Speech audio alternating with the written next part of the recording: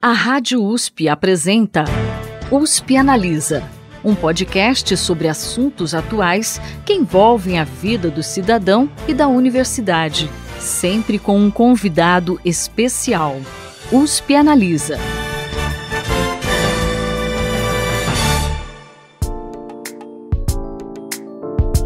No final de 2021, o campus Ribeirão Preto da USP passou a ter uma unidade da Empresa Brasileira de Pesquisa e Inovação Industrial, a Embrapi, graças ao credenciamento da Faculdade de Medicina de Ribeirão Preto. Essa unidade vai atuar no desenvolvimento de fármacos e biofármacos para vários tipos de doenças e vai começar a desenvolver suas atividades a partir deste ano. Para falar sobre a importância dessa unidade e os impactos para o ecossistema de inovação de Ribeirão Preto e região, o USP Analisa a conversa com o professor da Faculdade de Medicina de Ribeirão Preto da USP e também diretor-geral dessa nova unidade da Embrapi, Fernando de Queiroz Cunha.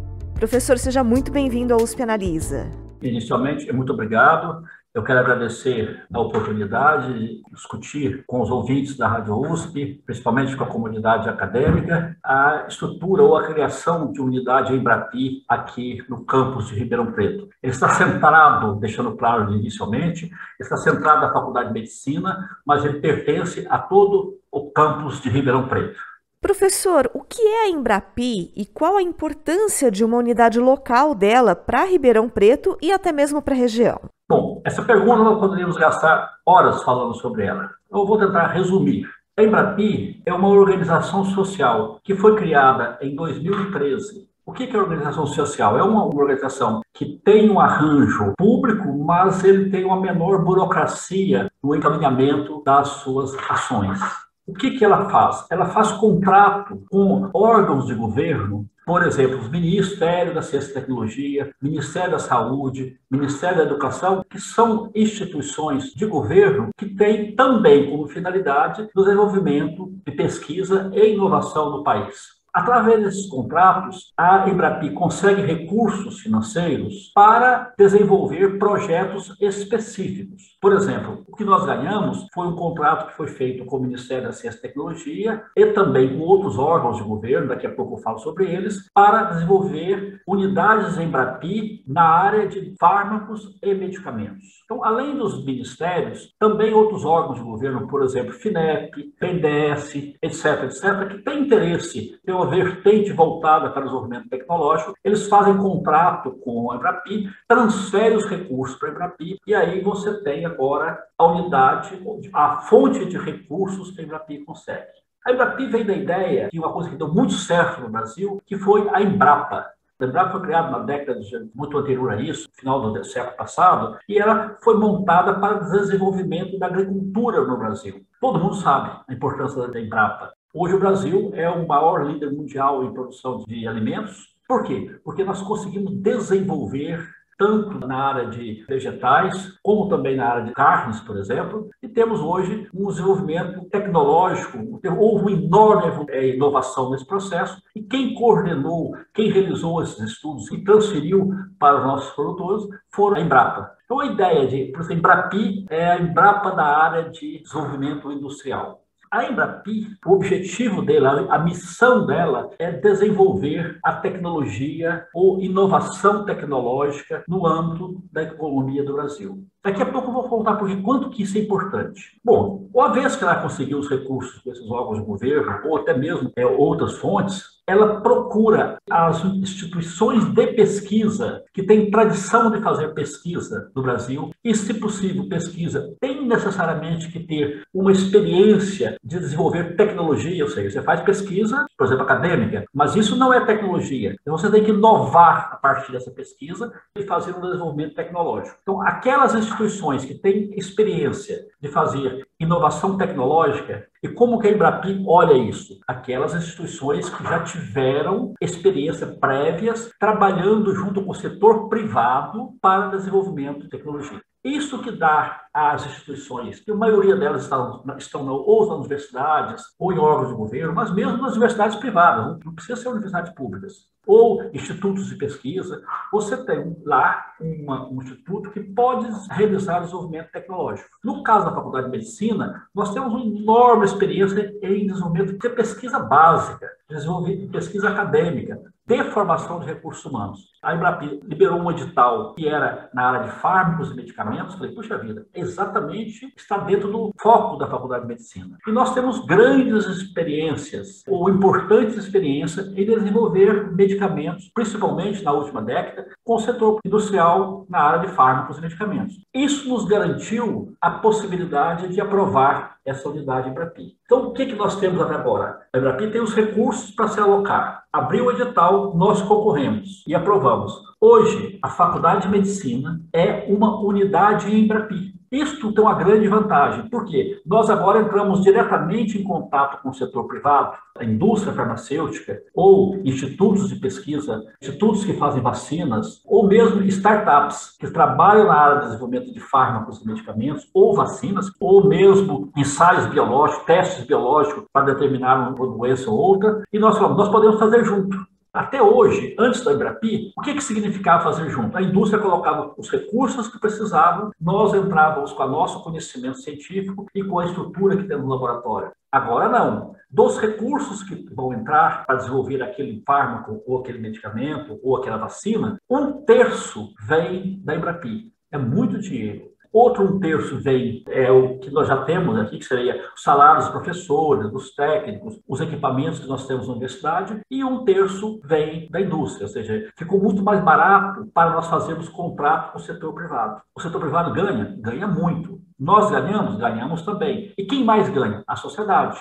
Porque a partir do momento que nós desenvolvemos novos fármacos, nós teremos um melhor atendimento da sociedade. Além disso, vai se vender muito mais medicamentos. Paga-se impostos sobre os medicamentos que nós vendemos. Esses impostos retornam à sociedade. Então, ou seja, nós criamos um ciclo vicioso que aparentemente todos ganham. Então, esta é a ideia da Embrapi. Agora, por que nós tivemos que criar a Embrapi? Esse é um aspecto importante que a sociedade precisa saber. A partir do final do século passado, todos os fármacos e medicamentos, eu podia dizer, todas as grandes descobertas, as grandes invenções, elas são frutos do desenvolvimento científico. Por exemplo, se nós pegarmos um celular, o celular é algo que tem um enorme desenvolvimento científico prévio. O carro, hoje, nós temos um enorme conhecimento científico interno. Ou seja, há um grande conhecimento científico embarcado em um carro, um avião, etc, etc, etc. O interessante é que o Brasil, que ainda é o 13º país comparado no mundo em termos de desenvolvimento científico, ou seja, se compararmos a desenvolvimento científico, a produção de ciências acadêmica, nós estamos entre o 12º e o 13º no mundo. Então, nós somos importantes produtores de ciência. No entanto, quando nós olhamos sobre o desenvolvimento tecnológico, nós estamos lá atrás. Nós estamos após os 60, ou seja, nós estamos 63. Olha que grande desvio que tem. Como a maioria do desenvolvimento tecnológico, ou seja, dos produtos, remédio, carro, tudo que nós temos, depende de fazer ciência, nós estamos atrasados. Nós estamos fazendo a ciência e não estamos agregando conhecimento tecnológico a essa ciência que nós fazemos e podemos ter maior número de grandes invenções, novos medicamentos nas prateleiras das farmácias que foram 100% desenvolvidos no Brasil. Nós podemos discutir isso muito, a quantidade de descobertas acadêmicas que foram feitas no Brasil e viraram medicamentos produzidos em outros lugares do mundo. Por quê? Porque nós não tínhamos ainda um arranjo para fazer desenvolvimento tecnológico ou para fazer inovação tecnológica no Brasil. A Embrapi permitiu colocar duas coisas juntas. O setor empresarial, ou seja, fazer produtos, depende muito do setor privado, depende da indústria, junto com as instituições que fazem pesquisa. A maioria são universidades. Então, colocando junto, a Embrapi é como se fosse uma liga disso, permitirá, com certeza, o maior desenvolvimento tecnológico no Brasil. Óbvio que não basta colocar junto, necessita recursos. A Embrapi é apenas uma parte desses recursos. O setor privado tem que aumentar a quantidade de recursos que ele coloca. Já é bom, ele fala assim, olha, eu tinha que colocar 100%. Agora, se a Embrapi já coloca 30%, a universidade coloca 30%, eu só tenho que colocar 30%. Então, isto também é um estímulo para o setor privado para as indústrias brasileiras colocarem recursos para fazer desenvolvimento tecnológico. Em relação ao projeto que vai ser desenvolvido na unidade Embrapi aqui em Ribeirão Preto, como vai ser o desenvolvimento desse projeto, quanto tempo ele vai durar e quem são os envolvidos nele? Para entender isso, nós vamos ter que fazer uma descrição de como é que aprova, repetir um pouquinho como é que nós aprovamos o Embrapi. Para aprovar a unidade Embrapi, eles perguntam: vocês têm experiência com o setor privado? Temos. Em quais áreas? Aí nós conseguimos provar, através de um contrato do setor privado, em 3 grandes áreas. A área de doenças inflamatórias, a área de oncologia e a área de doenças neuropsiquiátricas. Isso nos últimos 5 anos. Eu não quero, não, fiz lá 20 anos atrás. Não. Nesses últimos 5 anos, nós tínhamos projetos em andamento nessas 3 áreas. A ideia aprovada inicialmente foi: a Embrapi aqui está começando para desenvolver medicamentos, porque o edital é de medicamentos, a nossa capacidade, o nosso conhecimento aqui no campus de Ribeirão Preto é na área de saúde. Então nós vamos propor fazer remédios.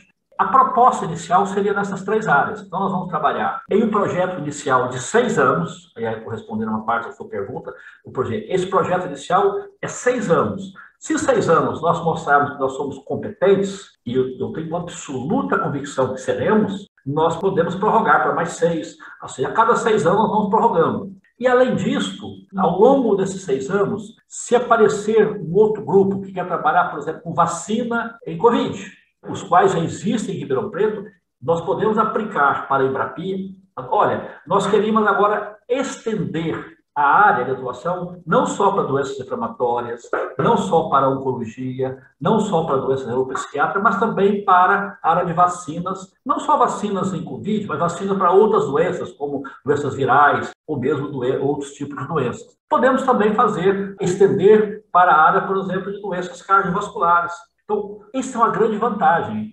Embora você faça um contrato inicial específico, ele abre as possibilidades de você estender tanto para outras áreas, como também projetos com maior volume de recursos. Óbvio que a Faculdade de Medicina vai ganhar, e quando eu digo Faculdade de Medicina é porque ela está coordenando, mas todos os campos de Ribeirão Preto vai ganhar. Qualquer professor da Faculdade de Filosofia, da Faculdade de Farmácia, da Faculdade de Odontologia, que queira desenvolver um projeto com a indústria, é só nos procurar que nós transferimos para eles todos os mecanismos, como eles têm que comportar. Pega o dinheiro, tem uma conta lá, a indústria coloca tantos milhões ou tantos mil, a Embrapi coloca o mesmo valor e começa o projeto, sem nenhuma burocracia. É essa a ideia. Então, óbvio que nós vamos ter condições, porque Ribeirão Preto, quando eu falo Ribeirão Preto, entenda-se a grande Ribeirão Preto. Nós somos considerados um dos melhores centros em pesquisa na área de saúde. Então, nós temos pessoas incompetentes na maioria das áreas. Eu não tenho dúvida que ganha o campus de Ribeirão Preto, ganha a sociedade de Ribeirão Preto, a região de Ribeirão Preto, todos nós teremos grandes ganhos com isso. E até os estudantes, porque os estudantes vão ter também uma formação, não só na sua área específica, também em uma área que é muito importante no Brasil, que é como desenvolver medicamentos. Nós temos em Ribeirão Preto um dos maiores centros de formação de pós-graduandos. Formamos uma quantidade enorme deles. A Faculdade de Medicina hoje tem mais alunos de pós-graduação do que de graduação. Mas eles não saem daqui com uma grande experiência em formação, em como produzir os medicamentos. Agora terão essa oportunidade. Falando um pouquinho sobre produção de medicamentos, professor, a gente mencionou lá no início do programa que a unidade da Embrapi aqui em Ribeirão Preto vai atuar na produção de fármacos e de biofármacos. Eu gostaria que o senhor explicasse para o pessoal que está ouvindo a diferença entre fármacos e biofármacos e como que é esse processo de produção deles. Qual a diferença entre fármacos e biofármacos? Para o paciente, ele quer tratar a doença que ele tem, concorda? Ele não quer saber se está usando um fármaco ou um biofármaco. O passo inicial do desenvolvimento de medicamento é o mesmo, independente se é fármacos ou biofármacos. Por quê? Como é que se desenvolve um medicamento? Desculpa se eu estou sendo detalhista, mas isso é importante para que os nossos ouvintes possam entender. Você tem, por exemplo, Covid, uma doença que não existia. De repente, começamos lá na China, de repente o mundo todo parou com uma virose que não sabia o que era aquilo, toda aquela discussão, e o mundo parou de trabalhar. Uma doença que nós não conhecíamos. Os cientistas todos começaram a estudar aquilo. os virologistas, os patologistas, os clínicos, os epidemiologistas, o pessoal que trabalha com vacina, para entender quem é esse vírus. Aí descobriram, esse vírus foi, logo, ele foi sequenciado, nós sabemos tudo dele. Nós continuamos sabendo, cada dia tem uma novidade, né? Porque eles vão mudando a cara, né? Vão mudando as variantes, mas isso tudo é ciência experimental. Isso não cura a doença. Isso permite nós sabermos por que aquelas pessoas estão morrendo com a doença. Por que estão tendo uma série de efeitos colaterais, uma série de deficiências. O que acontece? Isso se chama os estudos da patologia ou da fisiopatologia da doença. Quando nós começamos a entender isso, nós sabemos o que o vírus fez. Ele fez que ele induziu uma enzima ou ele inibiu uma enzima. Ele interfere com as nossas funções. O vírus não cria muita coisa nova. Ele muda o comportamento do nosso organismo. Isso leva uma situação fisiológica para uma situação fisiopatológica. Uma vez conhecido bem isso, que é uma ciência básica, ou clínica, ou básica, mostra primeiro no modelo experimental, depois você mostra no paciente, ou encontra aquele negócio, aquele evento no paciente, traz para o modelo experimental ou para o tubo de ensaio, para saber, é isso mesmo? É. A pergunta seguinte, se nós inibirmos essa enzima, ou essa proteína, ou estimularmos, nós vamos melhorar a doença? Até aí, tanto faz se nós estamos falando de fármacos ou biofármacos. Eu vou dar um exemplo que nós fizemos aqui no CRIP, nós temos um centro de pesquisa. Todo paciente que morre com Covid, estou dando um exemplo do Covid porque está aí nos jornais, nós estamos falando disso sobre todos os dias, ele tinha uma enorme lesão de pulmão. O paciente morre com lesões pulmonares, ele não consegue respirar. Nós mostramos que existe uma enzima aqui no organismo, uma molécula que se chama NET, que ela medeia ou causa essas lesões pulmonares. Nós somos o primeiro grupo do mundo, ou seja, a Faculdade de Medicina foi o primeiro grupo do mundo que mostrou isso, tem uma grande repercussão. Nós perguntamos, será que se nós bloquearmos isso, nós vamos evitar as lesões? E mostramos isso em células do paciente, mostramos isso nos modelos experimentais também. A pergunta que vem, se eu bloquear, como eu vou bloquear? A partir de agora, eu tenho que falar o seguinte, encontro uma molécula que bloqueia.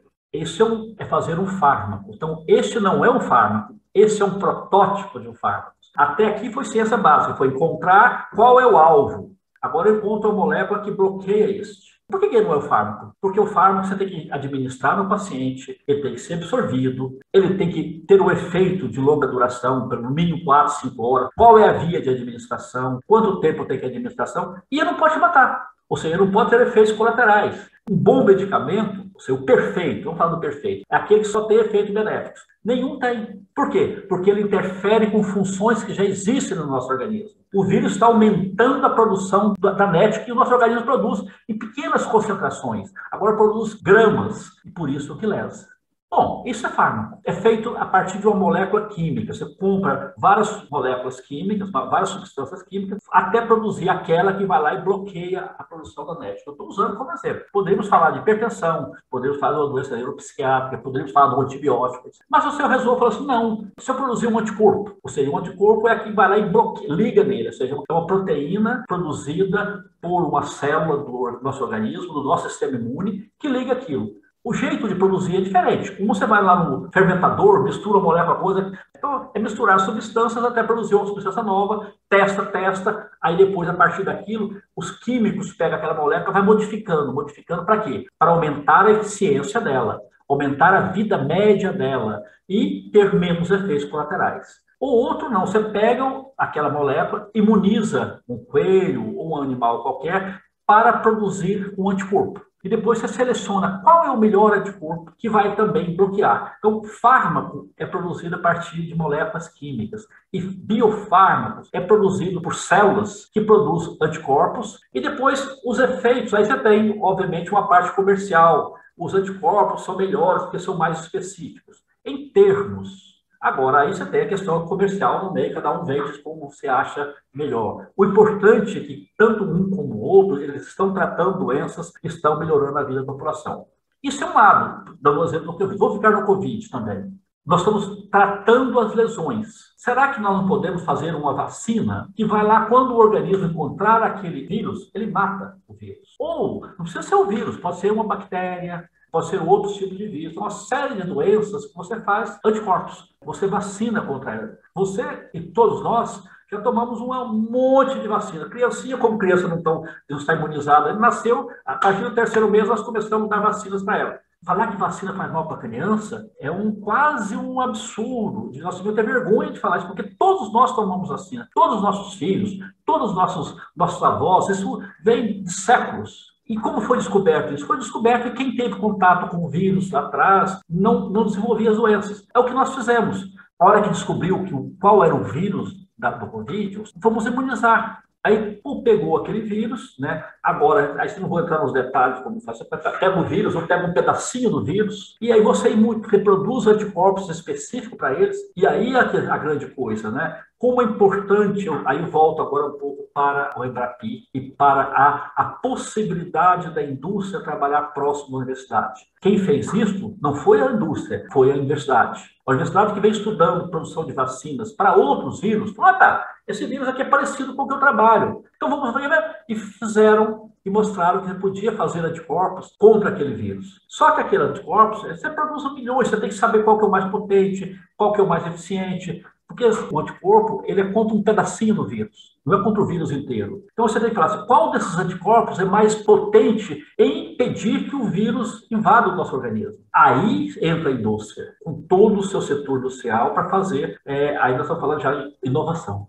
Nós sabemos que esses anticorpos aqui são bons, mas só tem isso. Posso fazer milhares, centenas de milhares de diferentes. Aí você tem que ter uma grande escala, as indústrias têm, produzem vários milhões de e chega no. Esse é o bom. Aí você tem, ou seja, este papel a indústria que tem que fazer. Tem não, que normalmente tem feito, faz isso nesse momento. Então, a hora que nós temos um Embrapi aqui em Ribeirão Preto, nós já estamos ao primeiro. Você só se casa com alguém que você conhece, concorda? Pelo menos por princípio. Então, aqui é a mesma coisa. A hora que a indústria começar a aproximar da universidade, por um motivo ou outro, vai aumentando o conhecimento, e não só o conhecimento, a confiança entre um e outro, entre o setor universidade, entre o setor industrial. Olha, essa relação tem frutos. E quem ganha? Ganha a indústria, ganha a universidade e certamente ganha a sociedade. Aproveitando essa fala sobre o setor privado, o senhor mencionou que, além dos pesquisadores e da estrutura da universidade, a indústria farmacêutica também está envolvida nesse projeto da Embrapi aqui em Ribeirão Preto. Conta pra gente como vai ser essa parceria com a indústria farmacêutica e qual a importância do setor privado nesse projeto. O setor privado no mundo, quando nós falamos em inovação, o mundo investe de todo o dinheiro que aparece, que circula, 2%. 2% do produto bruto interno é muito dinheiro. Vai-se para as processo de desenvolvimento tecnológico, de inovação. O Brasil faz menos de 1%. Em algumas áreas, não. Vamos olhar, por exemplo, olha a área de produção de avião. Os nossos aviões competem o melhor do mundo. Então, o setor privado lá investe muito nisso. Vamos dar um segundo exemplo. O nosso setor agropecuário. O que nós produzimos aqui, pega, por exemplo, frango. Todo mundo adora um franguinho caipira. É um ano lá andando, comendo ração, tá? Hoje, com 3 meses, você tem um frango, até comer 60 dias. Há um grande desenvolvimento tecnológico nisso. Nós somos top na agropecuária, nós somos top, por exemplo, na área, só na indústria, só na parte de agropecuária. Não, a situação aeroespacial. Veja bem, é uma indústria, o setor privado que faz isso. Agora, no nosso setor da produção de medicamentos, porque é muito caro. Só para dar uma ideia, um exemplo para os nossos ouvintes, para fazer um medicamento novo, a partir do nada, aquele que você propõe, uma droga que seria um anticorpo, a vacina, por exemplo, para o Covid, que não existia nada. Então, não é apenas o similar ou um genérico, é uma coisa que não existia e passou a existir. É entre 500 milhões de dólares e $1 bilhão. Por quê? Porque nem tudo que começa termina como produto. Porque, de repente, aquela substância tem um efeito colateral muito grande que você não pode usar. Ou aquele medicamento, a vida média é muito curta. Então, tem tantas variáveis, você começa de 1.000 ou de quase 100 mil moléculas e chega em uma. Então, é caro. Então, ou seja, a nossa cultura fez com que as indústrias, a área farmacêutica nacional, de fármacos e biofármacos, focasse mais em similares e também em genéricos. O que é o genérico? É uma droga que já existe no mundo, que todo remédio novo, você faz uma patente, só você pode explorar aquilo comercialmente, pode vender, você pode fazer um acordo, por exemplo, eu faço um acordo contigo, você vende, mas você me paga uma patente, você paga um royalties. Isso vale para qualquer área. A hora que nós fazemos uma coisa totalmente nova, quem fez tem patente. Durante 10 anos, 20 anos, dependendo, normalmente 20 anos, aquilo só ele pode explorar. A partir de 20, não sei, que quando vence a patente, outras companhias podem fazer. Venceu a patente. Esse período é porque ela gastou muito dinheiro, veja bem, pode ser até $1 bilhão para fazer aquilo. Então ela tem que vender, por isso que cobra caro, né? Porque só ela faz. Então, se ela vende aquilo e ganha uma boa grana, aí chega um momento, ó, já pagou. Agora a sociedade vai ter que ter o seu retorno. Aí você faz o similar ou você faz o genérico. Você já sabe que aquilo tem que funciona, já sabe que aquilo não tem efeitos colaterais. Então, o investimento é menor. E o risco não dá. Por quê? Porque o risco é muito menor. Então, a indústria nacional, por muito tempo, viveu de fazer genéricos e similares. Dos tempos para cá, nós estamos vendo uma mudança de mentalidade. Que a indústria nacional também, isso é uma coisa que eu interrompi para esclarecer, a Embrapi, ela financia qualquer indústria, nacional ou multinacional, mas ela tem que estar presente no país. Por exemplo, a multinacional que não está presente no Brasil, ela não financia. Isto vale para qualquer... Porque a Embrapi, ela existe algo similares no mundo. As vacinas que foram feitas lá na Alemanha, por exemplo, nós estamos tomando aqui, elas foram desenvolvidas nas universidades e depois houve uma associação de dinheiro público. Veja bem, os Estados Unidos, a Moderna, quem pagou 80% da vacina Moderna foi o governo americano. Tanto é que comprou tudo. Né? A Pfizer é a mesma coisa. Quando fez o contrato de financiamento, falou, se der certo, primeiro eu. Você lembra que todo mundo estava caindo a vacina só ia para o governo americano. Eram contratos que eles fizeram. Então, a Embrapi financia o setor privado internacional, mas ele tem que ter um laboratório de pesquisa no Brasil, tem que fazer pesquisa nas filiais brasileiras. Isso é muito importante. Você não se restringe à indústria nacional, mas ela tem que fazer pesquisa aqui. Isso é que é importante, porque se nós fizermos aqui, a patente é nacional. O Brasil vai receber royalties disso. A universidade brasileira vai receber royalties e a população, obviamente, terá um melhor retorno. Dito isso, eu volto à sua pergunta. Então, a indústria agora começa a colocar recursos. E ela está aprendendo também que nós temos competência. A Universidade Brasileira tem competência. Os cientistas brasileiros, e agora serão um pouco bairristas, os cientistas da Faculdade de Medicina de Ribeirão Preto, ou melhor dizendo, os cientistas do campus de Ribeirão Preto, não são piores do que os cientistas dos Estados Unidos, ou do Japão, ou de qualquer outro lugar. Então, associar com nós também terá futuro. Agora, a Embrapi, então, cria, primeiro, o ambiente. Nesse ambiente entra dinheiro, mas também entra confiança. Porque a hora que você começa a trabalhar junto, nós vamos ver que esse pessoal ele sabe fazer as coisas. Então, nós vamos trazendo para o Brasil o que se faz de pesquisa. Que só fazia no primeiro mundo, hoje já se faz no segundo mundo. Você lembra, vamos chamar, não existe segundo mundo, existe primeiro e terceiro mundo. Agora estamos começando a mostrar que a China era terceiro mundo, agora virou segundo, né? Muitas coisas de pesquisa hoje, feita onde? Na China. Por quê? Lá eles investiram e aproximaram o setor privado. Então, lá eles fazem pesquisa básica, pesquisa acadêmica, ou pesquisa básica, como nós queremos, fazem também pesquisa tecnológica. Então, vocês estão tendo produtos que ficam lá.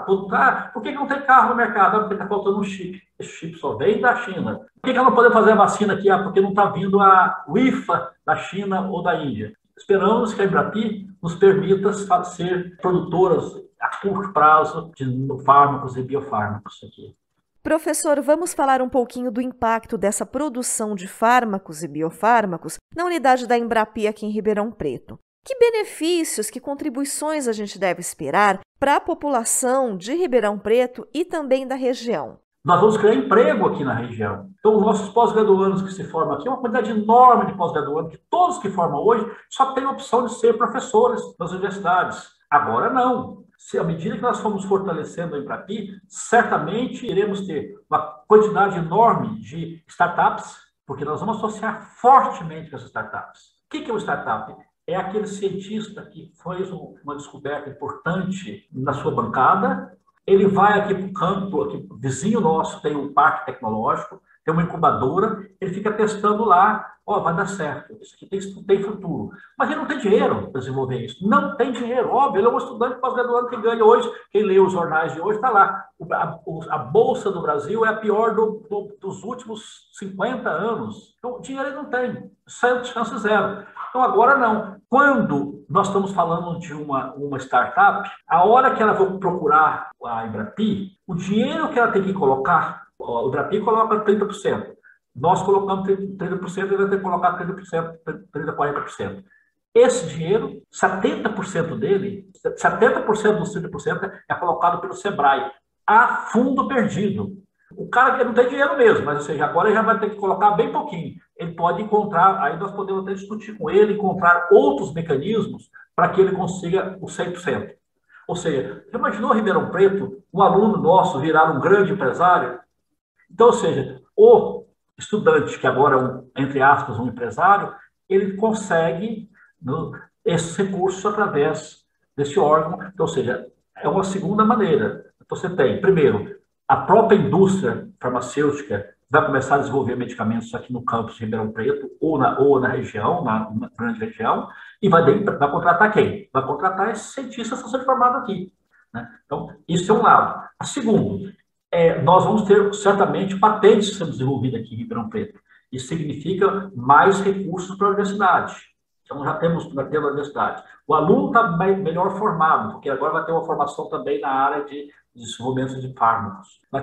Pode ter mais empregos. Nós podemos ter mais patentes com pagamento de royalties. Terceiro, o parque tecnológico certamente o Brapim pode funcionar como um aglutinador do seu entorno. Então, algumas empresas vão se estabelecer aqui no nosso parque tecnológico. E, consequentemente, espero vocês sabem que eu sou otimista, mas nesse caso agora estou um pouco mais otimista. Eu espero que Ribeirão Preto volte a ter um parque da indústria voltado para a produção de fármacos e biofármacos. Por quê? Porque a Universidade de São Paulo, em Ribeirão Preto, ela tem uma certa especificidade para a área de saúde. Então, sempre que você tem uma área de saúde forte, a tendência é que no seu entorno você venha a ter uma indústria farmacêutica também robusta. Outra coisa, nós vamos ter novos fármacos, novas vacinas, novos biofármacos, que vai tratar melhor a sociedade. E eu espero, sinceramente, que o SUS possa ser privilegiado nesse processo.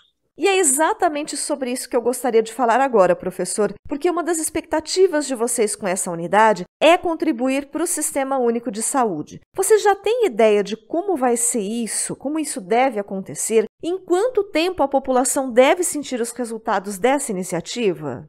Me ouvindo falar até com certo grau de entusiasmo, as pessoas podem pensar que a semana que vem pode ir na farmácia ter uns novos medicamentos. Mas é medicamento, como eu falei para você, você começa em milhões de moléculas para chegar em uma. Mas só chega em uma quem começa. Quem não faz pesquisa não chegará, nunca terá medicamento. Então, não, nós somos mais pobres, não podemos fazer. Quando começou aquela história que os 6 países que formavam Brasil, China, Rússia, Índia, né, África do Sul, nós éramos o mesmo, estávamos todos no mesmo barco, as economias eram as mesmas. Hoje, comparado com a China, a economia brasileira está lá no rabinho da fila. A China chegou já chegando encostando nos Estados Unidos. Por quê? Porque investiu em ciência e tecnologia. Investiu em educação, seriamente, educação básica, etc, etc, etc. Não só a China, uma série de outros países. Eu estou pegando exemplo porque esses 6 países, as economias eram do tamanho. Agora, aquelas que investiu em ciência e tecnologia e educação, desgarrou, foi lá para cima e nós ficamos aqui, né, nadando na praia, né, não pegamos alto mar. Eu acho que o SUS ganha de várias maneiras. Primeiro, nós poderemos ter medicamentos brasileiros. Se tiver medicamentos brasileiros, nós não precisamos pagar royalties. Então, assim, o Brasil vai deixar de gastar o seu produto para comprar dólar para pagar a indústria na Europa. Além disso, o Brasil pode muito bem, através de uma política de financiamento, falar, olha, nós privilegiamos, porque nós podemos comprar os medicamentos. E aí tem uma coisa importante, né, porque é o seguinte, o maior comprador de medicamentos individual do mundo, ninguém é maior do que o SUS. O sistema SUS brasileiro é o maior comprador individual, não existe nada no mundo que compra. Você veja o poder de compra. Então, se você começa a fazer no Brasil, você começa também a poder discutir com o sistema de saúde nosso. Isso vai contra a questão política ou econômica? Não, os Estados Unidos fez isso lá com as vacinas. Nunca podemos esquecer que todas as vacinas da Pfizer e da Moderna foram vendidas por vários meses seguidos para o governo americano. Comprou tantas que depois deu. Para você ver bem, É possível fazer políticas bem discutidas, de maneira séria, mas para isso nós temos que ter uma indústria que produz medicamentos, nós temos que ter uma colaboração universidade e indústria. Nesse processo, nós podemos associar nessa discussão também o sistema de saúde nosso e, de uma certa maneira, colaborar. Por exemplo, para a vacina. A área de vacina, quem vacina no Brasil todinha é o setor público. Dou mais um exemplo. Quem trata câncer no Brasil, o grosso, medicamentos de alto custo, é o SUS. Alguns poucos planos de saúde, mas na hora que vamos ver mesmo, saímos na mão do SUS. Então, é possível sim fazer uma política séria. Então, desenvolver medicamentos permite. Hoje nós não fazemos, porque nós não produzimos quase nada. Hoje é 1000 vezes melhor do que era no tempo passado. Hoje nós já vemos no setor privado nosso um grande interesse. Quase todas as indústrias brasileiras têm já ações no sentido, a gente chama assim, desenvolvimento radical, que é ter moléculas completamente novas. Não, porque você pode fazer radical, outra é segundo uso. Uma droga que é usada para tratar, por exemplo, uma virose, está sendo testada para ver se funciona no Covid. O Covid é bom porque está todo mundo lê jornal todos os dias, né? Tem umas que funcionam, outras não. Vou dar um exemplo. Cloroquina funciona para tratar uma doença importante, que é uma doença inflamatória, como é, por exemplo, a osteoartrite. Não funciona no Covid, mata, inclusive. Para você ver bem, houve um estudo para fazer isso. Então, este é mais barato. Agora, a inovação radical, que é aquela partir do zero, fazer uma molécula totalmente nova, nós estamos agora vendo no setor privado nosso este interesse. Agora, nós precisamos nos aproximar mais, temos mais confiança. Eu falo, se nós investirmos aqui, nós vamos dar certo. E aí, o SUS pode aparecer como um grande parceiro, porque ele é o maior comprador individual do mundo. E quem ganha? A sociedade. Porque nós podemos vender, em vez de vender, faz aqui vários Estados Unidos, importar, tem que ser feito lá em dólar. Aqui não, nós podemos ter realmente, se for feito tudo aqui, é um medicamento feito no Brasil e certamente será mais barato. O SUS sai ganhando, gasta menos e a população terá acesso mais rápido a esses medicamentos. Professor, você mencionou essa questão da colaboração aqui dentro do campus. E eu gostaria de lembrar o seu envolvimento em outro projeto relevante dentro da universidade, que é o Centro de Pesquisa em Doenças Inflamatórias, o CRID. É um centro de pesquisa, inovação e difusão financiado pela FAPESP, que já tem uma produção bastante interessante aqui para o nosso campus. Eu gostaria que o senhor falasse um pouco sobre como o CRID está integrado nessa nova unidade da Embrapi e também reforçasse os benefícios que ela pode trazer para projetos que já estão instalados aqui no campus e como que pode haver uma integração entre a Embrapi local e esses projetos. Nós que trabalhamos na universidade, com professores principalmente, damos aula, formamos recursos humanos e temos que preocupar também com esses recursos humanos que eles vão fazer na vida. Né? Não basta formá-los, tem que trabalhar para que eles tenham uma contribuição social grande. E entre elas está em fazer pesquisa, formar outros professores para nos seguir. Ou seja, o grande sonho do cientista, no meu caso, é olhar para trás e falar, formei vários desses aqui, tá vendo? Esse pessoal todo, eu contribuí para a sua formação e hoje eles estão formando outros cientistas ou formando outros profissionais. Isso é uma das coisas mais relevantes no cientista. E nesse contexto, nós começamos a fazer, nós estamos vendo que nós fazíamos ciência experimental, mas nós íamos até uma parte do processo. Fazíamos, publicávamos bons artigos, mas esses artigos o mundo lia e a partir daí desenvolvia drogas, etc. O maior exemplo disso, como isso é importante, eu vou falar daqui a pouquinho. Eu vi que era importante nós evoluirmos um pouco mais. Além de fazer a pesquisa e mostrar, olha, nós fazíamos muito imunopatologia, entender os mecanismos da doença. Nós falamos, se nós estamos fazendo o mecanismo da doença, nós estamos descobrindo alvos novos para fazer medicamentos. Então vamos tentar agora, também em colaboração, encontrar a molécula que chama molécula líder, aquela primeira molécula que funciona. E começamos isso através de colaboração com a Faculdade de Farmácia aqui de Ribeirão Preto e atualmente nós estamos em colaboração principalmente com a LNBio, que é um laboratório do sistema do síncrotron lá em Campinas. Nós temos 4 ou 5 pesquisadores lá, nós fazemos reuniões semanais. Agora nosso parceiro é lá, porque eles têm equipamentos muito grandes. Nós encontramos uma enzima. Para achar a molécula que inibe aquela, você precisa fazer um cristal. Aí faz um cristal, aí você põe no computador para fazer isso, difração, você tem que colocar aparelhos muito caros que eles têm. Então, se eles têm e são especialistas nisso, vamos colaborar com eles. E nós estamos colaborando com eles, está indo muito bem, e aí você começa a encontrar as moléculas que grudam ali. As moléculas líderes são a partir deles, quem sabe, a gente faz medicamentos. E nós não tínhamos os parceiros. Ou seja, no começo da nossa vida, era fazer imunopatologia. Essa doença porque tem isso, porque dói muito. Nós trabalhamos com doenças inflamatórias, com centro de pesquisa de doença inflamatória. A pessoa tem uma inflamação na junta, usando a palavra que todo mundo conhece, na junta. Por que dói? Dói porque acontece isso. Por que fica lesado, aquela articulação perde a função? É porque tal célula vai lá e destrói a cartilagem, ou destrói o osso, tal. O mecanismo é esse. Isso é o que nós fazíamos. Agora, destrói porque aquela enzima tá. Então, o centro foi a etapa seguinte. Mas faltava falar assim, já achamos a molécula ali, vamos transformar numa droga. Não tinha jeito, porque nós não temos um parceiro industrial para fazer isso. Então, a Embrapi veio para complementar o que nós estamos fazendo. Veio para permitir que aquelas descobertas que nós estamos fazendo possam ser usadas para o setor produtivo, juntamente com o setor produtivo, para fazer um novo medicamento. E isso tem um outro lado, que é importante também, Thaís, que é o seguinte, a hora que você, a indústria, nos vê trabalhando junto com eles, você fala, pô, esse pessoal não é tão bobo, não. Nós temos uma ideia aqui, vamos levar para eles. Aí, ou seja, é o outro lado da moeda. Então, traz para nós as suas vontades de desenvolver medicamentos. Um exemplo que o Embrapi vai fazer é o caso do canabidiol. O canabidiol é uma molécula que já existia há muito tempo, na parte de neuropsiquiatria, já existia há vários anos no mercado para tratar todas as coisas, e que encontrou em Ribeirão Preto o grupo coordenado pelo professor Cripa e Jaime, que, poxa, vocês são bons nisso aí, vamos ver se nós podemos usar os canabidiol para tratar essas doenças que vocês trabalham.